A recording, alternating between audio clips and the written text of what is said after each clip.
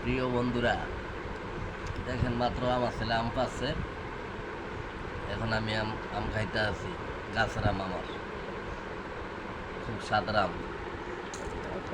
যারা যারা খাইবেন কমেন্টে লিখে দেবেন আর শেয়ার দিয়ে দেবেন।